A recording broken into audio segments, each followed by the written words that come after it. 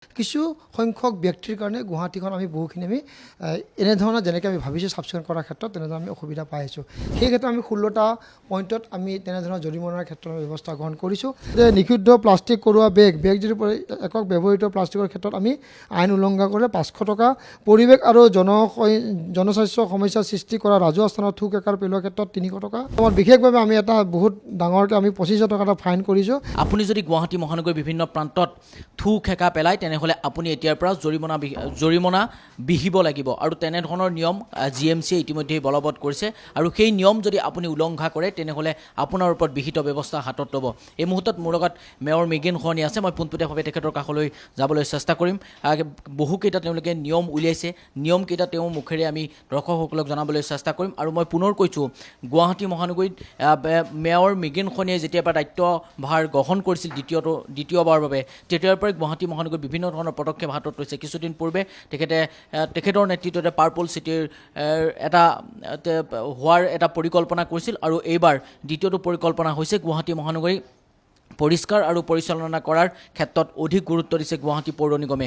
গুৱাহাটী পৌৰ নিগমৰ ওপৰত বিভিন্ন ধৰণৰ অভিযোগ আছে যে গুৱাহাটী পৌৰ নিগমে যে সময়মতে তেওঁলোকে জাবৰসমূহ নানে, সেইসমূহৰ ওপৰত কেনেধৰণৰ ব্যৱস্থা গ্ৰহণ কৰিব সেইসমূহৰ বিষয়ৰ ওপৰতো মই কথা পাতিবলৈ চেষ্টা কৰিম। এটা বিশেষ পদক্ষেপ হাতত লৈছে, ইতিমধ্যে কাৰ্যকৰী কেতিয়াৰ পৰা হ'ব আৰু এই গোটেই পদক্ষেপটোৰ বিষয়ে আপুনি কি ক'ব বিচাৰিব? আৰু গুৱাহাটী মহানগৰীৰ বিভিন্ন প্ৰান্তত আমি দেখিবলৈ পাওঁ যেতিয়া এখন নতুনকৈ উৰণীয়া সেতু মুকলি কৰা হয় সেই সময়ছোৱাতো থু খেকা পেলায়, সেইসকলক কেনেকৈ আপোনালোকে চিনাক্ত কৰিব যে তেওঁলোকে এইসকল ব্যক্তিয়ে এনেদৰে গুৱাহাটী মহানগৰীৰ ৰাজপথত থু খেকা পেলায় বা জাবৰসমূহ এইসকল ব্যক্তি ইয়াতে তেওঁলোকে পেলায়, তাৰ বাবে আপোনালোকে কিবা বিহিত CCTVৰ ব্যৱস্থা কৰিব নে গোটেই বিষয়টোৰ সন্দৰ্ভত? নহয়, যিহেতু এটা গুৱাহাটীবাসী ৰাইজ বা তেনেধৰণৰ নাগৰিক হিচাপে এজন সজাগ নাগৰিক হিচাপে বিভিন্ন ঠাইত বহুতখিনি আমাৰ এনেধৰণৰ নিয়ম নীতি আমি দেখা পাওঁ। গুৱাহাটী পৌৰ নিগমে গুৱাহাটীৰ ক্ষেত্ৰত এনেধৰণৰ ব্যৱস্থা আমি গ্ৰহণ কৰিছোঁ। এতিয়া বিশেষভাৱে ধৰক থু খেকাৰ পেলোৱাৰ ক্ষেত্ৰতে হওক, নলা নৰ্দমা জাবৰ পেলোৱাৰ ক্ষেত্ৰতে হওক, ৰাস্তাতে মুকলিমূৰীয়াকৈ পেচাব কৰাৰ ক্ষেত্ৰতে হওক বা বিভিন্ন ধৰণৰ ক্ষেত্ৰত জলাশয়ত জাবৰ পেলোৱাৰ ক্ষেত্ৰতে হওক, গুৱাহাটী পৌৰ নিগমৰ যিবিলাক আমাৰ সম্পত্তি আছে পেচাবগাৰে হওক বা বিভিন্ন ডাষ্টবিনত নষ্ট কৰাৰ ক্ষেত্ৰতে হওক বা বিভিন্ন ধৰণৰ অট্টালিকা নিৰ্মাণ কৰাৰ ক্ষেত্ৰতে যিবিলাক বোকা আছে বা বৰিং কৰা পানী আছে, বোকা মাটি আছে, তেওঁলোকে নলাত পেলোৱাৰ ক্ষেত্ৰত হওক, বিভিন্ন ধৰণৰ আপত্তি আমি ৰাইজৰ পৰা সদায় পাই আহিছোঁ। তো সেইখিনি ক্ষেত্ৰত মই আগেয়ে কৈছোঁ গুৱাহাটীবাসী ৰাইজে আমাৰ বহু ক্ষেত্ৰত আমাক সঁহাৰি জনাই আছে। কিছু সংখ্যক ব্যক্তিৰ কাৰণে গুৱাহাটীখন আমি বহুখিনি আমি এনেধৰণৰ যেনেকৈ আমি ভাবিছোঁ চাফ চিকুণ কৰাৰ ক্ষেত্ৰত তেনেধৰণৰ আমি অসুবিধা পাই আছোঁ। সেই ক্ষেত্ৰত আমি 16টা পইণ্টত আমি তেনেধৰণৰ জৰিমনাৰ ক্ষেত্ৰত আমি ব্যৱস্থা গ্ৰহণ কৰিছোঁ। বিশেষভাৱে গুৱাহাটীত বহু ঠাইত আমাৰ CCTV লগোৱা আছে, কিন্তু কিছু ঠাইত আমাৰ CCTV লগোৱা নাই য'ত আমি তেওঁলোকক আমি ধৰিব নোৱাৰিম। সেয়ে আমি আগতেও কৈছোঁ যিসকল সদাশয় ব্যক্তিয়ে তেওঁলোকৰ মোবাইল ফোনৰ যোগেদি আমাৰ এটা হোৱাটছআপ আমি এটা নম্বৰ আমি প্ৰেৰণ কৰিম। সেই নম্বৰত যদি তেওঁলোকে হোৱাটছআপ যোগে দিয়ে তেওঁলোকক আমি পুৰস্কৃত কৰিম, তেওঁলোকৰ সম্পূৰ্ণ নাম আৰু তেওঁলোকৰ মোবাইল নম্বৰ আমি গোপনে ৰাখিম আৰু তেওঁলোকক আমি পুৰস্কৃত কৰিম। আৰু যিসকলৰ আমি তেনেধৰণৰ ফটো পাম, তেনেধৰণৰ আমাৰ তেওঁলোকৰ বিৱৰণ পাম, সেই বিৱৰণৰ জৰিয়তে তেওঁলোকক আমি ফাইনৰ ব্যৱস্থা কৰিম। যদি তেওঁলোকে গুৱাহাটীবাসী ৰাইজ হয়, স্থায়ী বাসিন্দা হয়, তেওঁলোকে তেনেহ'লে আমাৰ প্ৰপাৰ্টিও তেওঁলোকক আমি এটাচ কৰিব পাৰিম। এই ধৰণৰ গুৱাহাটী পৌৰ নিগমৰ 399 আমাৰ এক্টত আমাৰ এইটো ধৰণৰ ব্যৱস্থা কৰা আছে। যিসকল গুৱাহাটীৰ বাহিৰো হ'ব পাৰে বা গুৱাহাটীৰ ক্ষেত্ৰত কিবা কাৰণে আহিছে তেওঁলোকৰ ক্ষেত্ৰতো আমি এই ধৰণৰ ব্যৱস্থা আমি গ্ৰহণ কৰিম। যদি তেওঁলোকে ফাইন তেনেধৰণৰ বা জৰিমনা দিয়াৰ পৰা তেখেতে আপত্তি কৰে তেনেহ'লে আমি গুৱাহাটী পৌৰ নিগম আইন আৰু পুলিচৰ আইনমতে তেওঁলোকক আমি ব্যৱস্থা আমি গ্ৰহণ কৰিম। স্পট ফাইন আপোনালোকে বিহিত ব্যৱস্থা ল'ব, ইতিমধ্যে আপুনি সেই কথা উল্লেখ কৰিছে।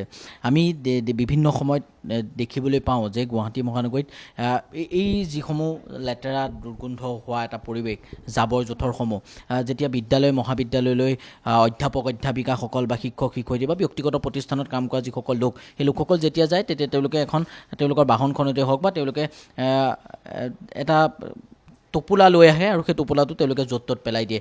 মই যদি কওঁ তেনেহ'লে একাংশ শিক্ষিত সমাজেই গুৱাহাটী মহানগৰীত বসবাস কৰে আৰু সেই শিক্ষিত লোকসকলেই কিন্তু অশিক্ষিত কাম কৰি থাকে। তেওঁলোকৰ ওপৰত ধৰক আপোনাৰ ভাল এগৰাকী ব্যক্তি অধ্যাপক বা অধ্যাপিকে যদি তেনেকুৱা ধৰণৰ পৰিৱেশ বিনষ্ট কৰে তেওঁলোকৰ ওপৰতো বিহিত ব্যৱস্থা লোৱা হ'ব। হয়, নিশ্চয়। ইয়াতে শিক্ষিত অশিক্ষিত বুলি কথা নাই। গুৱাহাটী পৌৰ নিগমৰ আইন বা যি আমি এটা নটিচ দিছোঁ বা জাননী দিছোঁ, নিৰ্দেশ দিছোঁ, সেইখিনি অমান্য কৰিলে তেওঁলোকৰ আমি বিহিত ব্যৱস্থা গ্ৰহণ কৰিম।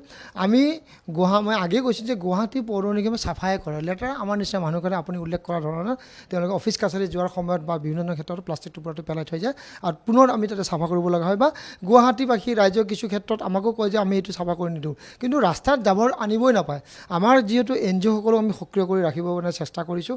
যেতিয়া NGO সকলে আমাৰ ঘৰৰ পৰা জাবৰখিনি আনিব তেনেহ'লে ঘৰতে তেওঁলোকে দিব লাগে। ইয়াতে কিন্তু বহুত আমাৰ নাগৰিক আছে, কিছুমানে ধৰক দেৰিকৈ শুই উঠে, আমাৰ NGO যোৱাৰ পিছত আহে, তো তেওঁলোকে যদি ঘৰতে থৈ দিয়ে আৰু পিছদিনাখনতো দিয়ে, তেনেহ'লে সেই সময়মতে আমি যদি সঠিক সময়মতে যদি আমি জাবৰটো সংগ্ৰহ কৰিব পাৰোঁ আৰু সঠিক সময়ত তেওঁলোকে যদি দিয়ে, তেনেহ'লে এনেধৰণৰ ব্যৱস্থা তেওঁলোকে কৰিব নোৱাৰিব। তো সেই ধৰণৰ আমিও চাব লাগিব আৰু তেওঁলোকেও আমাৰ NGO সকলক দিয়া জাবৰ দিয়াখিনি সময়মতে যেন দিয়ে, তেওঁলোকে ব্যৱস্থা গ্ৰহণ কৰক। আৰু এনেধৰণৰ জাবৰ টোপোলা যদি দলিয়াই দিয়ে বা তেনেধৰণৰ পানীত পেলায়, নদীত পেলায়, বিভিন্ন ঠাইত যদি পেলাই জাবৰ সিঁচৰিত কৰি যদি লেতেৰা কৰে, তেনেমতে আমি যেনে ফাইনকেইটা অকণমান কৈ দিয়কচোন, কোনটো হেৰিয়ত কিমান ফাইন ভৰিব লাগিব? ওচৰত আছে, আমি ইয়াতে আছে যে নিষিদ্ধ প্লাষ্টিক কৰোৱা বেগ যদি একক ব্যৱহৃত প্লাষ্টিকৰ ক্ষেত্ৰত আমি আইন উলংঘা কৰিলে 500 টকা, পৰিৱেশ আৰু জনস্বাস্থ্য সমস্যা সৃষ্টি কৰা ৰাজহুৱা স্থানত থুক একাৰ পেলোৱাৰ ক্ষেত্ৰত 300 টকা, আৰু জাবৰ জোঁথৰ অবৈধভাৱে আৱৰ্জনা জমা কৰি ৰখাৰ ক্ষেত্ৰত ৰাজহুৱা স্থানত প্ৰসাৱ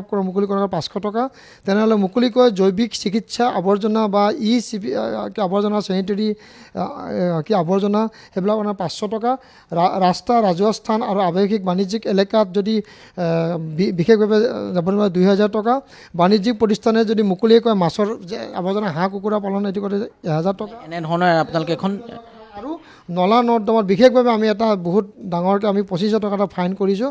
সামগ্ৰী পেলাই নলাৰ পানীৰ স্বাভাৱিক প্ৰবাহিত বাধা দিয়া, তাৰমানে যিবিলাক নলাত পানী গৈ আছে তাতে যদি কোনোবাই যদি জাবৰ পেলাই যদি বা ব্লক কৰি ৰাখিছে বা বিভিন্ন ধৰণৰ নলা নৰ্দমা ব্লক কৰি ৰাখিছে, তেওঁলোকৰ ওপৰত অধিক জৰিমনা 25,000 আমি কৰিছোঁ। যিহেতু কৃত্ৰিম বানপানীৰ ক্ষেত্ৰত 25,000 টকা, 25,000 টকা কৃত্ৰিম বানপানীৰ ক্ষেত্ৰত আমি বহুতো নাগৰিকে আমাৰ জৰুৰা হৈছে। সেইকাৰণে পানী যেতিয়া আমাৰ গৈ থাকিব, কোনো ধৰণৰ ক্ষেত্ৰত তাৰ ধৰণৰ এটা বানপানী বা কৃত্ৰিম বানপানীৰ ক্ষেত্ৰত এটা ব্যৱস্থা গ্ৰহণ তেনেধৰণৰ পৰিৱেশ নাহিব। সেইখিনি যদি কাৰ্যকৰী কেতিয়াবা হ'ব, এই কাৰ্যকৰী আমি তাৎক্ষণিকভাৱে কৰাৰ ব্যৱস্থা আমি গ্ৰহণ কৰিছোঁ। আৰু নিশ্চয়কৈ কালি পৰহিৰ পৰা তেনেধৰণৰ ব্যৱস্থা যদি কোনোবাই কৰিছে, নিশ্চয়কৈ তেওঁলোকক আমি জৰিমনাৰ ব্যৱস্থা গ্ৰহণ কৰিম। ইয়াৰ কাৰণে অতিৰিক্তভাৱে কাৰোবাক নিয়োগ কৰা হ'ব? আপোনালোকে আগতে কৈছোঁ যে যিসকলে আমাৰ এতিয়া স্বচ্ছ গুৱাহাটী পৰিযোজনা অংশগ্ৰহণ কৰিছে, প্ৰায় 319-20টা অনুষ্ঠান প্ৰতিষ্ঠানে আমাৰ ইয়াতে যোগদান কৰিছে। তেওঁলোকে আমি স্বচ্ছ প্ৰহৰী হিচাপে তেওঁলোকে যদি এনেধৰণৰ ব্যৱস্থা চাব পাৰে, আৰু আমাৰ এটা ফ্লাইং স্কোৱাড আমাৰ গ্ৰুপ হ'ব, ফ্লাইং স্কোৱাড গ্ৰুপত আমাৰ এই মানুহখিনি ঘূৰি থাকিব চব, আৰু আপোনালোকৰ জৰিয়তেও আমি বিভিন্ন ধৰণৰ তেনেধৰণৰ খবৰ পাম বা তেনেধৰণৰ আমি দেখাব পাৰিব। ইয়াৰ লগে লগে কোনোবাই যদি মোবাইল যোগে বা হোৱাটছআপৰ নম্বৰ দিম, তেওঁলোকে যদি আমাৰ তেনেধৰণৰ আমাৰ বিভিন্ন ধৰণৰ কথা আমাৰ জাননী দিয়ে, তো নিশ্চয়কৈ তেওঁলোকৰ নাম আমি গোপন ৰাখি তেওঁলোকক পুৰস্কৃত কৰিম, আৰু যিসকলে তেনে কাম কৰিব তেওঁলোকক আমি জৰিমনা কৰিম। ধন্যবাদ জনাইছোঁ। সেয়া আছিল মেয়ৰ মৃগেন খনে। ইতিমধ্যে তেওঁ গোটেই কথাখিনি উল্লেখ কৰিছে। মই পুনৰ উল্লেখ কৰিছোঁ, গুৱাহাটী মহানগৰীত পৰিষ্কাৰ পৰিচ্ছন্নতা কৰাৰ ক্ষেত্ৰত আৰু এখোজ আগবাঢ়িছে গুৱাহাটী পৌৰ নিগম। ইতিমধ্যেই গুৱাহাটী মহানগৰীখনত আপোনালোকে দেখে যে ৰাজপথত ওলাব নোৱাৰা এটা পৰিৱেশ, লেতেৰা দুৰ্গন্ধ আৱৰ্জনাৰে ভৰাই পেলাই একাংশ লোকে, আৰু যাৰ ফলত গুৱাহাটী পৌৰ নিগমে অতিৰিক্তভাৱে যদিহে কোনো নলাত যদি কোনো লোকে কিছু সামগ্ৰী পেলায়, তেনেহ'লে অতিৰিক্তভাৱে তেওঁলোকে 25,000 টকা তেওঁলোকক জৰিমনা বিহিব, আৰু অতি সোনকালেই এই যি পদক্ষেপ গুৱাহাটী পৌৰ নিগমৰ অতি শীঘ্ৰেই কাৰ্যকৰী হ'ব।